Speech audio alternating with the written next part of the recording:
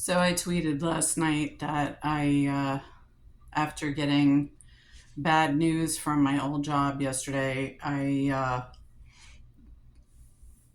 he's making me burp and hiccup. I decided to do the desperate thing and just apply at Target. Uh, they pay whatever it is, $15 an hour or whatever, and um, they have a lot of different types of jobs. So I don't have a car, but in that fake message impersonating Dave, the shit monster Jim Fenwick basically offered Dave's chauffeur services to drive me to a job if I need it. So I was like, all right. And then I guess I would have to save up the money from the job to fix my car and register my car again and get insurance. So that would probably be like a couple $1,000s. Um, again, like I said yesterday, I can't imagine that any business would want me to work in person at their business because of the security risk. Probably the feds wouldn't want me to either because of the security risk.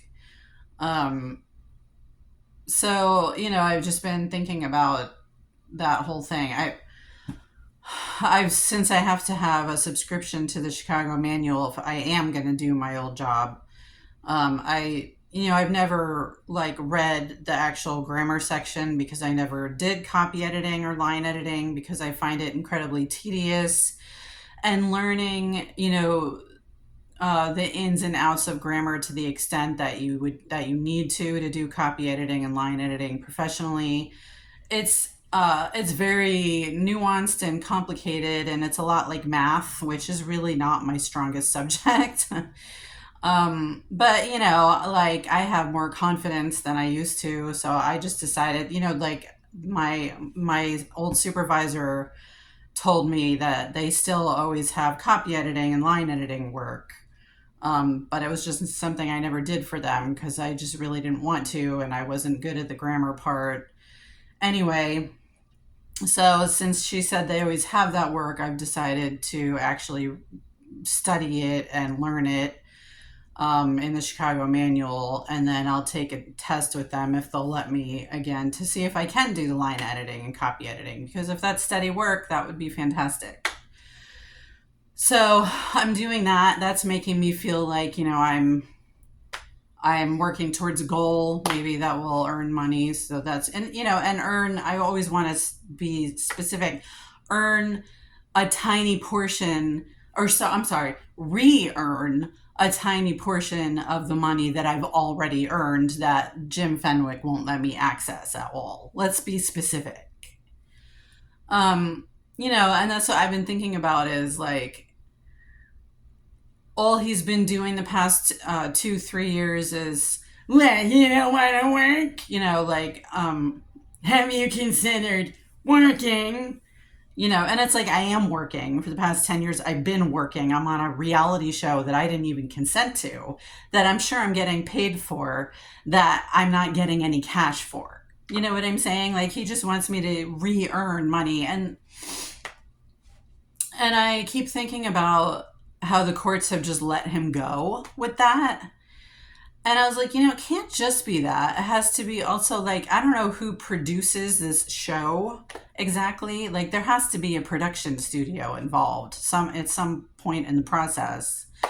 And I wonder how much they've contributed to keeping me in this position because they're making a great deal of money from it. So that kind of keeps, that's not the first time I've thought of that. I've thought of that numerous times, but like I sort of forget it for a while and then it comes back. So it came back today. So I'm the only one who's not actually collecting any cash from my suffering. Everybody else seems to be doing great from it. Anyway, so I find my point was, finally he's constantly bothering me, trying to prove something about how I'm lazy or irresponsible or whatever, you know, And then I finally cave and I'm like, okay, this is completely wrong. It's morally wrong. It's ethically wrong. It's against the law, probably too. But you know what? I desperately need cash. So I cave on that, right? And then still, he won't let me earn a tiny portion, re earn a tiny portion of the money that I've already earned that he won't let me have any access to. He won't even let me do that now. So really, he just wants me to be cashless and just forever, right? And have no access to my fame, no access to my money. He just wants me to die, basically. And you know what? I'm empathetic to that feeling because I want him to die too. So I get it. I totally get it. Um. So anyway, that's just now you know. Now you know where I am right now mentally. I'm willing to go work at fucking Target.